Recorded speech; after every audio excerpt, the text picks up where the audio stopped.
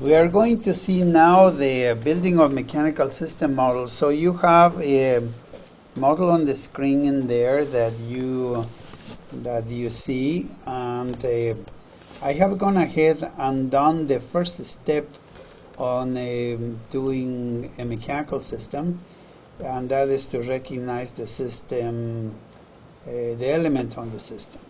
So let me just point out a few things in here, and I think I need a little bit of a red pen in here to indicate, for example, the direction of travel of this thing.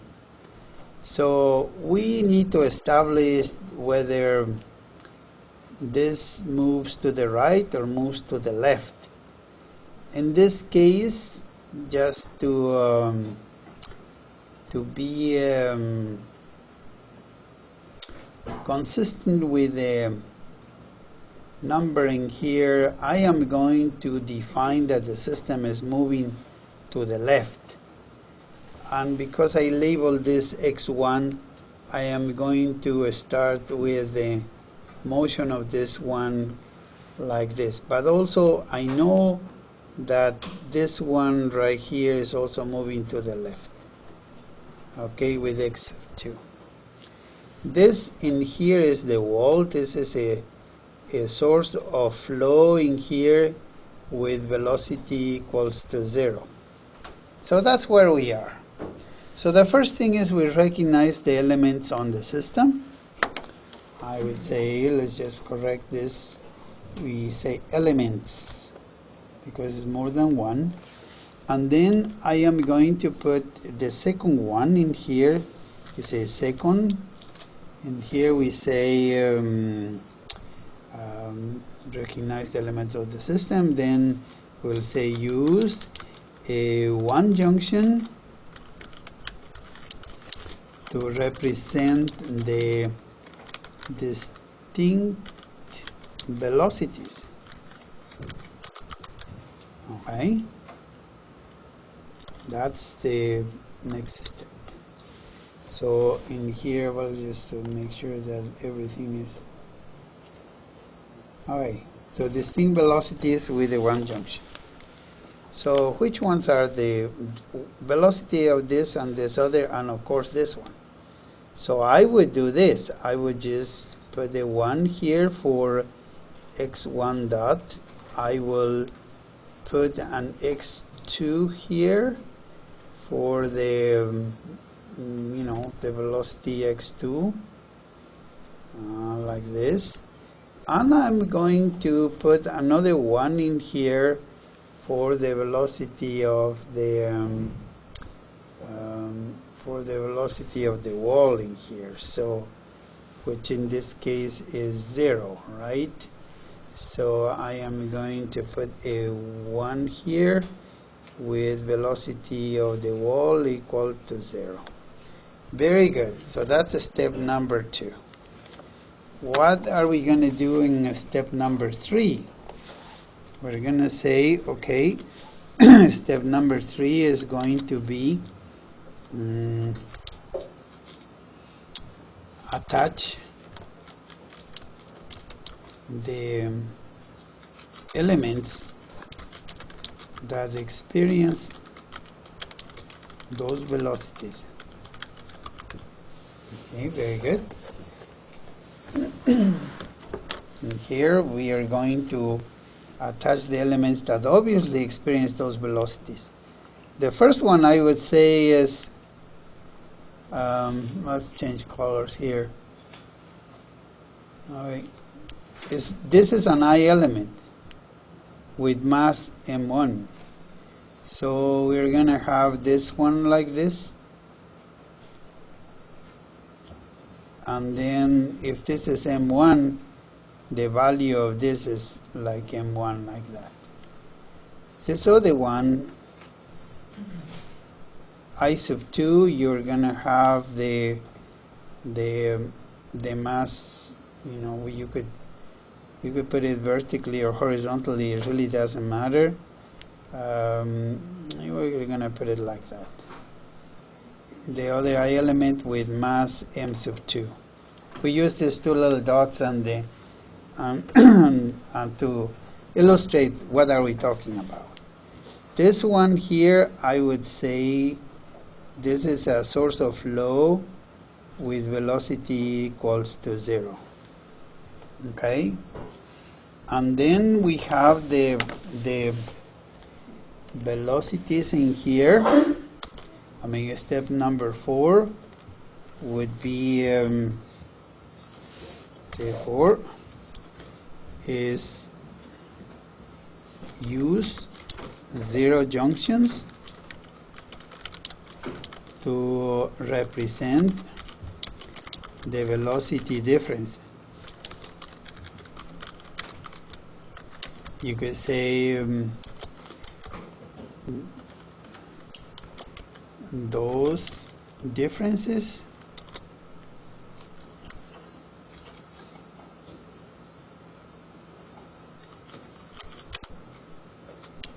are represented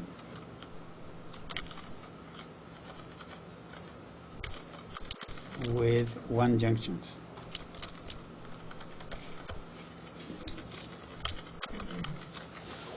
Okay. Okay. Why don't we do that? Okay, let's leave this one alone in here, and I also would like to have a full page view so we have more space.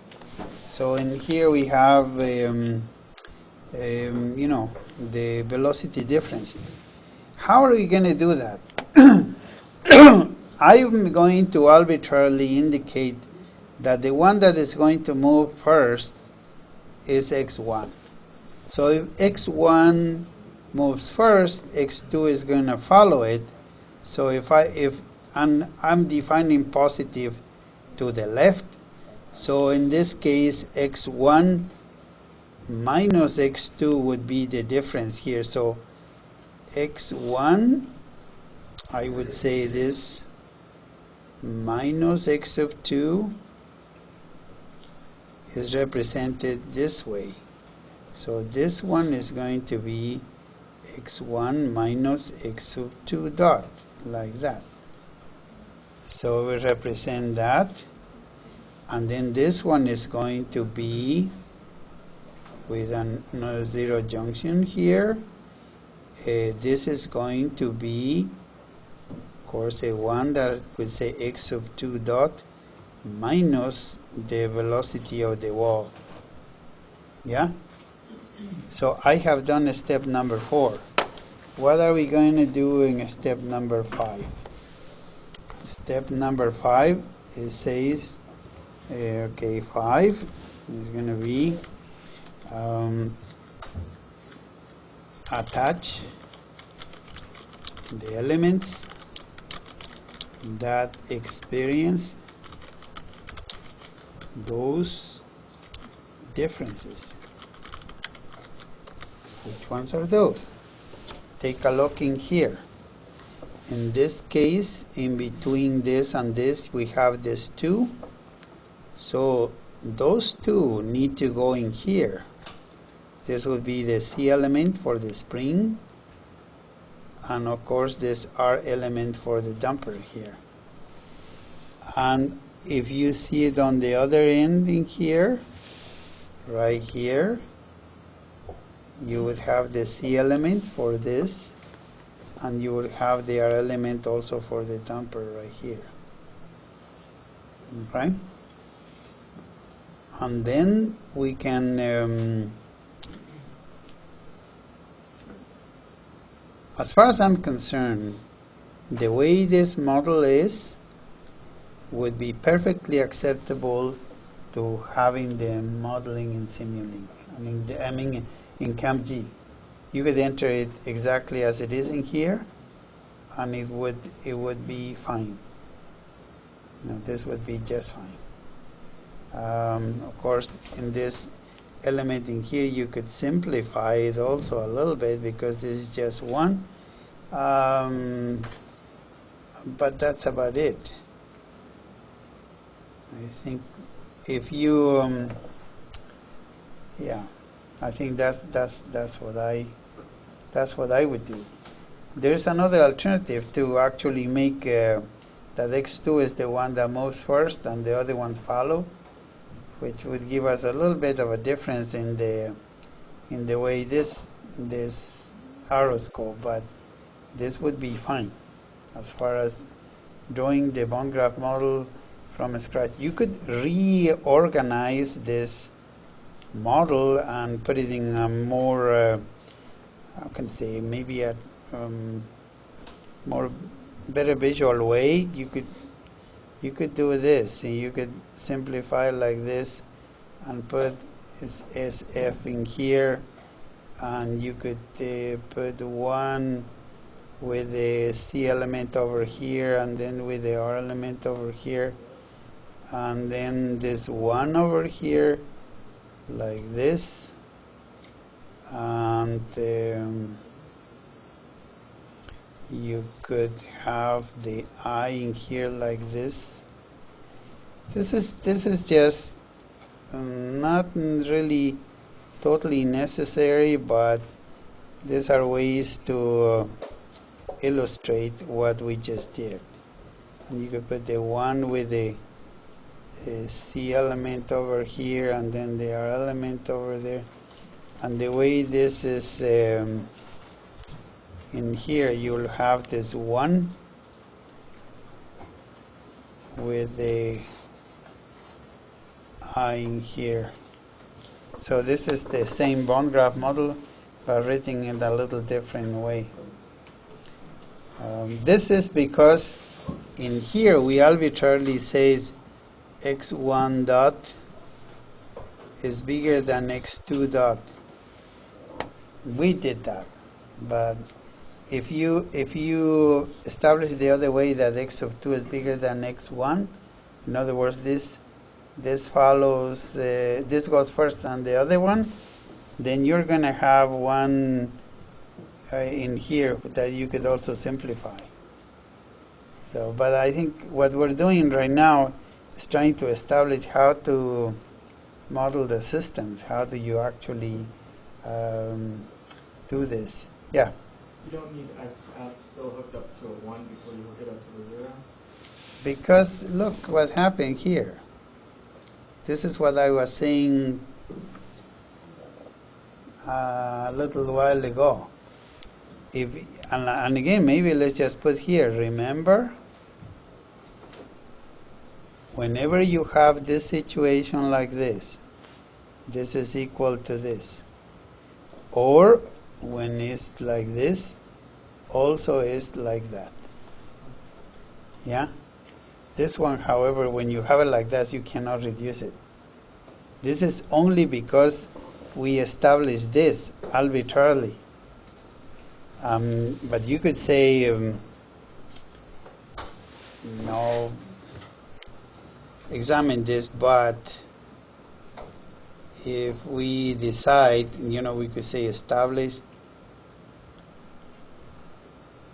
that x of 2 is bigger than x of 1, then the bond graph will change a little here, because what you would have is a situation where x of 2 moves first.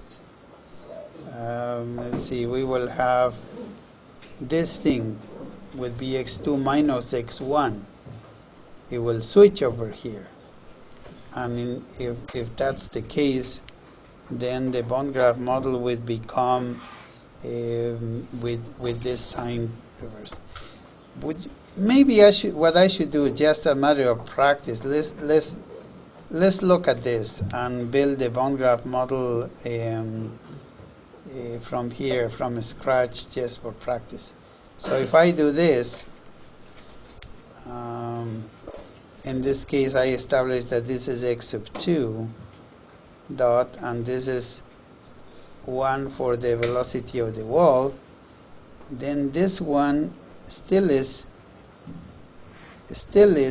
x of 2 dot minus velocity of the wall, and I still will have it this SF like that, and I would have this one like this, and then the C element in here. This one I would have an I element over here. I'm going to put it up so just to make, but this would be